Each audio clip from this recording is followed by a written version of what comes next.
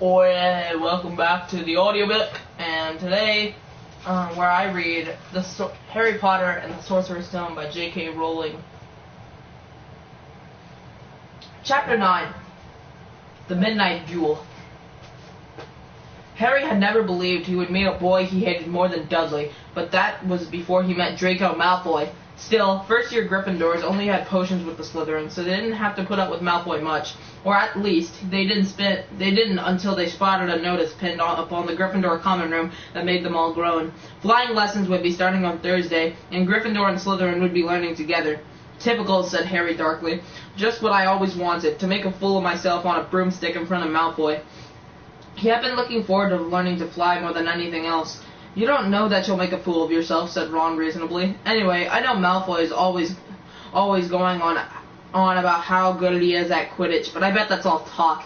Malfoy certainly didn't talk about flying a lot. He complained loudly about first years never getting on the house Quidditch teams and told long, beautiful, boastful stories that always seemed to end with him narrowly escaping muggles and helicopters. He wasn't the only one, though. The way Seamus Finnegan told it, he spent most of his childhood zooming around the countryside on his broomstick. Even Ron would tell anyone who's listened about the time he'd almost hit a hang glider on Charlie's old broom. Everyone from wizarding families talked about Quidditch constantly. Ron had already had a big argument with Dean Thomas, who shared their dormitory, about soccer. Or football if you're not from the United States. Ron couldn't see what was exciting about a game with only one ball where no one was allowed to fly. Harry had caught Ron prodding Dean's poster of West Ham soccer team trying to make the players move. Neville had never been on a broomstick in his life because his grandmother had never let him near one. Privately, Harry felt she had a good reason, because Neville managed to have an extraordinary number of accidents, even with both feet on the ground. Hermione Granger was almost as nervous about flying as Neville was. This was something you could learn by heart out of... This was something you couldn't learn by heart out of a book. Not that she hadn't tried. At breakfast on Thursday, she bored them all stupid with flying tips she'd gotten out of a library book called Quidditch Through the Ages. Neville was hanging on to her every word, desperate for anything that might help him hang when Hermione's lecture was interrupted by the arrival of the mail. Harry hadn't had a single letter since Hagrid's note, something that Malfoy had been quick to notice, of course. Malfoy's eagle owl was always bringing him packages of sweets from home, which he opened gloatingly at the Slytherin table. A barred owl brought Neville a small package from his grandmother. He opened it excitedly and showed them a glass ball with the size of a large marble, which seemed to be full of white smoke. "It's a remembrall," he explained. "Gran knows I've forgotten things. This tells you if there's something you've forgotten to do. Look, you hold it tight like this, and if it turns red..." Oh. His face fell because the remembrall had suddenly glowed scarlet. "You've forgotten something." Neville was trying to remember what he'd forgotten when Draco Malfoy, who was passing the Gryffindor table, snatched the remembrall out of his hand. Harry and Ron jumped to their feet. They were half hoping for a reason to fight Malfoy, but Professor McGonagall, who could spot trouble quicker than any teacher in the school, was there in a flash. "What's going on?" "Malfoy's got my remembrall, Professor." Scowling, Malfoy quickly dropped the remembrall back on the table. Just looking," he said, and he sloped away with Crabbe and Goyle behind him. My eyes.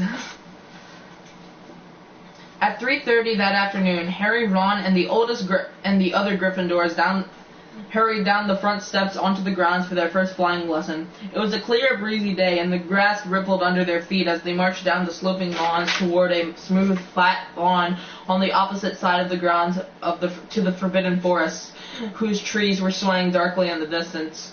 The Slytherins were already there, and so were 20 broomsticks lying in neat lines on the ground. Harry had heard Fred and George Weasley complain about the school brooms, saying that some of them started to vibrate if you flew too high, or always flew slightly to the left. Their teacher, Madame Hooch, arrived. She had short, gray hair and yellow eyes like a hawk. "Well, what are you all waiting for?" she barked. "Everyone stand by a broomstick. Come on, hurry up." Harry glanced down at his broom. It was old, and some of the twigs stuck out at odd angles. "Stick out your right hand over your broom," called Madame Hooch at the front, "and say 'up! Up!'" everyone shouted. Harry's broom jumped into his hand at once, but it was one of the few that did. Hermione Granger simply rolled over on the ground, and Neville's hadn't moved at all. Perhaps brooms, like horses, could tell when you were afraid, thought Harry. There was a quaver in Neville's voice that said only too clearly that he wanted to keep his feet on the ground. Madame Hooch then showed them how to mount their brooms without sliding off the end, and walked up and down the rows, correcting their grips. Harry and Ron were delighted when she told Malfoy he'd been doing it wrong for years. Now, when I blow my whistle, you kick off from the ground hard, said Madame Hooch. Keep your broom steady, rise a few feet, and then come straight back down by leaning forward slightly. On my whistle, 3, 2, but Neville, nervous and jumpy and frightened on being left on the ground, pushed off hard before the whistle had touched Madame Hooch's lips. Come back, boy! She shouted. But Neville was rising straight up like a cork shot out of a bottle. 12 feet, 20 feet. Harry saw his scared white face look down at the ground, falling away, saw him gasp, slip sideways off the broom, and wham! A thud and a nasty crack, and Neville lay face down on the grass in a heap. His broomstick was still rising higher and higher, and started to drift lazily toward the Forbidden Forest and out of sight. Madame Hooch was bending over Neville, his face as white as his. Broken wrist, Harry heard her mutter. Come on, boy, it's all right. Up you get. Up you get. She turned to the rest of the class. None of you is to move while I take this boy to the hospital wing.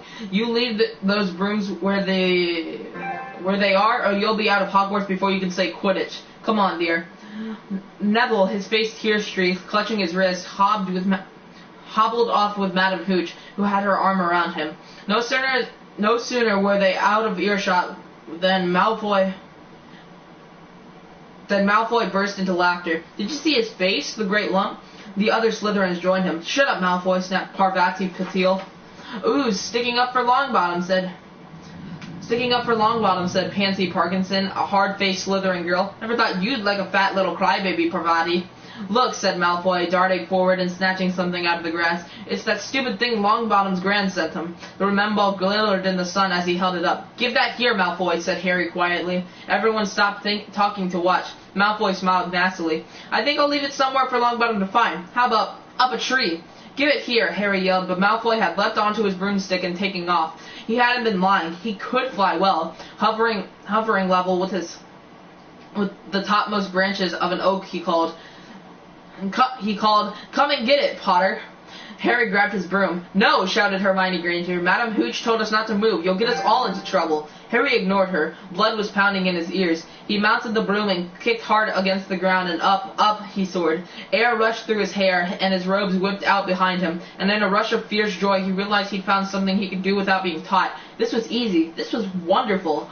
He pulled his broomstick up a little to take it even higher, and heard screams of gas of girls back on the ground, and an admiring whoop from Ron. He turned his broomstick sharply to face Malfoy in midair. Malfoy looked stunned. Give it here, Harry called, or I'll knock you off that broom. Oh yeah, said Malfoy, trying to sneer, but looked worried. Harry knew somehow what to do. He leaned forward and grasped the broom tightly in both hands, and it shot toward Malfoy like a javelin. Malfoy only just got out of the way in time. Harry made a sharp about-face and held the broom steady. A few people below him were clapping.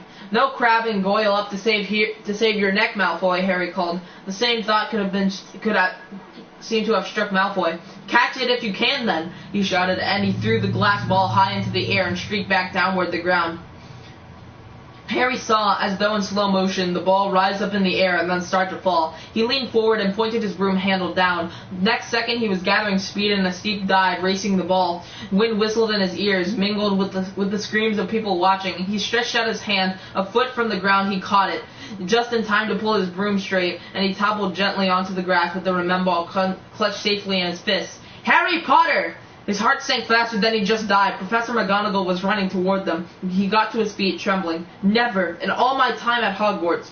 Professor McGonagall was almost speechless with shock, and her glasses flashed furiously. How dare you? You might have broken your neck. It wasn't his fault, Professor. But be quiet, Miss Patil. But Malfoy, that's enough. Mr. Weasley? Potter, follow me, now. That's enough, Mr. Weasley. Potter, follow me, now. Harry caught sight of Malfoy, Crabbe, and Goyle's triumphant faces as he left, walking numbly in Professor McGonagall's wake as she strode toward the castle. He was going to be expelled. He just knew it. He wanted to say something to defend himself, but there seemed to be something wrong with his voice. Professor McGonagall was sweeping along without even looking at him. He had to jog to keep up. Now he'd done it. He hadn't even lasted 2 weeks. He'd be packing his bags in 10 minutes. What would the Dursleys say when he turned up on the doorstep? Up the front steps, up the marble staircase inside, and still Professor McGonagall didn't say a word to him. She wrenched open doors and marched along corridors with Harry trotting miserably behind her. Maybe she was taking him to Dumbledore. He thought of Hagrid, expelled but allowed to stay on as gamekeeper. Perhaps he could be Hagrid's assistant. His stomach twisted as he imagined it, watching Ron and the others becoming wizards while he is thumped around the grounds carrying Hagrid's bag. Ow! Professor McGonagall stopped outside a classroom. She opened the door and poked her head inside. "Excuse me, Professor Flitwick, could I borrow wood for a moment?" Wood, thought Harry, bewildered. Was wood a cane she was going to use on him? But Wood turned out to be a person, a burly fifth-year boy who came out of Flitwick's class looking confused. "Follow me, you two," said Professor McGonagall, and they marched up the corridor, Wood looking curiously at Harry. "In here." Professor McGonagall pointed them into a classroom that was empty except for Peeves, who was busy writing rude words on the blackboard. "Out, Peeves," she barked. Peeves threw the chalk into a bin, which clanged loudly, and he swooped out, cursing. Professor McGonagall slammed the door behind him and turned to face the two boys. "Potter, this is Oliver Wood." "Wood, I found you a seeker." Wood's expression changed from puzzlement to delight. "Are you serious, Professor?" "Absolutely," said Professor McGonagall crisply. "The boy's a natural. I've never seen anything like it. Was that your first time on a broomstick, Potter?" Harry nodded silently. He didn't have a clue what was going on, but he didn't seem to be being expelled, and some of the feelings started coming back to his legs. "He caught that thing in his hand after a 50-foot dive," Professor McGonagall told Wood. "Didn't even scratch himself. Charlie Weasley couldn't have done it." Wood was now looking as though all his dreams had come true at once. "Ever seen a game of Quidditch, Potter?" he asked excitedly. "Wood's captain of the Gryffindor team," Professor McGonagall explained. He's just the build for a seeker, too," said Wood, now walking around Harry and staring at him. "Light, speedy. We'll have to get him a decent broom, Professor. A Nimbus 2000 or a Clean Sweep 7, I say. I shall speak to Professor Dumbledore and see if we can't bend the first-year rule. Heaven knows we need a better team than last year, flattened in that last match by Slytherin. I couldn't look Severus Snape in the face for weeks." Professor McGonagall peered sternly over her glasses at Harry. "I want to hear you're training hard, Potter, or I may change my mind about punishing you." Then she suddenly smiled. "Your father would have been proud," she said. "He was an excellent Quidditch player himself." "You're joking." It was dinner time. Harry had just finished telling Ron what had happened when he left the grounds with Professor McGonagall. Ron had a piece of steak and kidney pie halfway to his mouth, but he had forgotten all about that. "Seeker," he said, "but first years never." "You must be the youngest house player in about a century," said Harry, shoveling pie into his mouth. He felt particularly hungry after the excitement of the afternoon, Wood told me.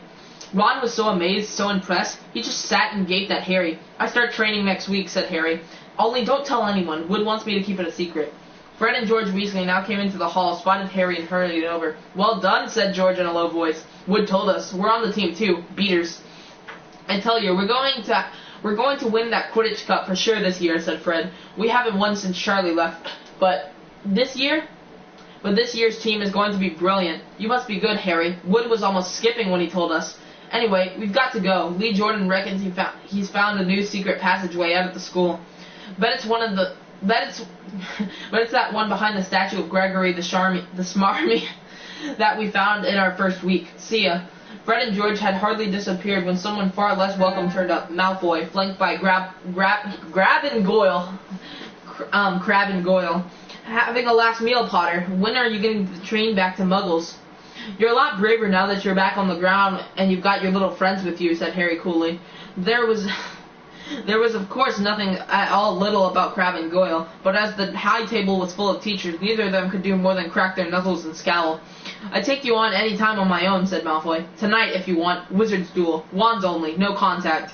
"What's the matter? Never heard of a wizard's duel before, I suppose." "Of course he has," said Ron, wheeling around. "I'm his second. Who's yours?" Malfoy looked at Crab and Goyle, sizing them up. "Crab," he said. "Midnight, all right. We'll meet you in the trophy room. There it's always unlocked."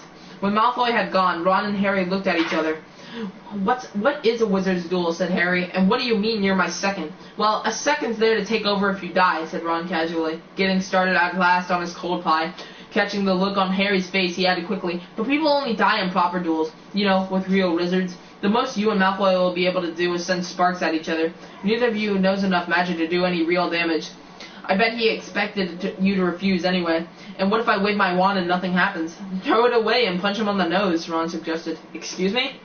They both looked up. It was Hermione Granger. Can a person eat in this place, said Ron. Hermione ignored him and spoke to Harry. I couldn't help overhearing what you and Malfoy were saying. Bet you could, Ron muttered. And you mustn't go wandering around the school at night. Think of the points you'll lose Gryffindor if you're caught, and you are bound to be. It's really selfish of you. And it's really none of your business, said Harry. Goodbye, said Ron. All the same, it wasn't what you'd call the perfect end to the day, Harry thought, as he lay awake much later listening to Dean and Seamus falling asleep. Neville wasn't back from the hospital wing. Ron had spent all evening giving him advice such as, if he tries to curse you, you'd better dodge it, because I can't remember how to block them.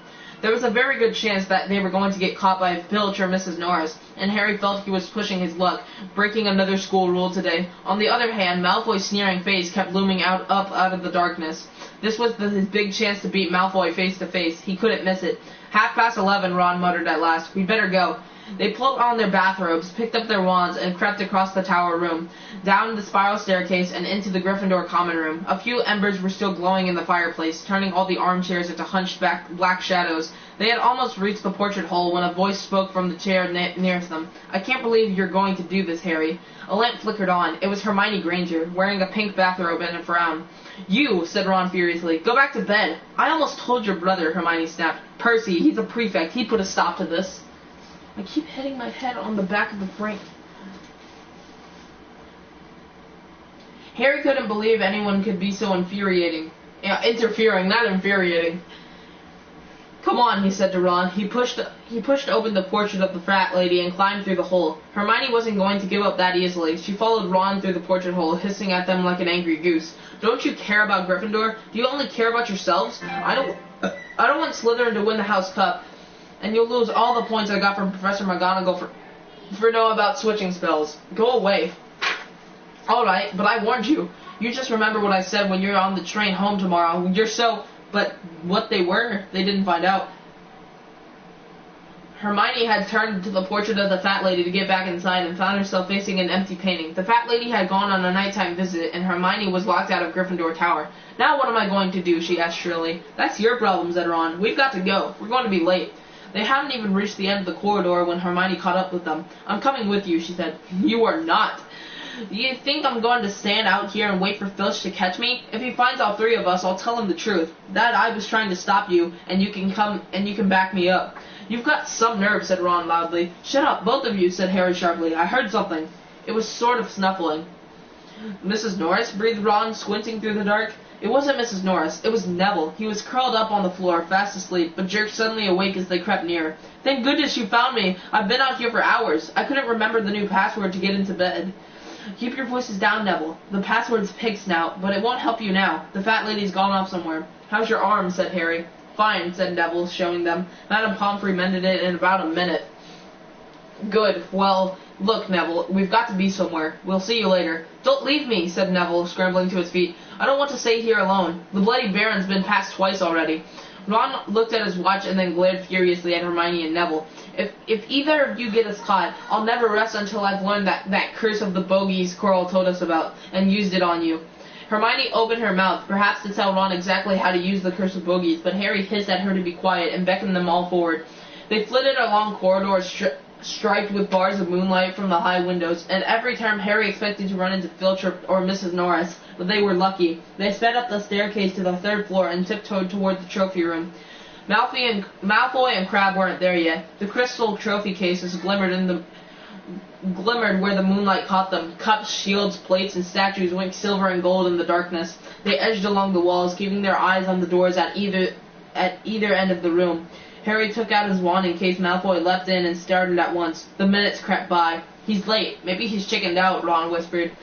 Then a noise in the next room made them jump. Harry had only just raised his wand when they heard someone speak, and it wasn't Malfoy.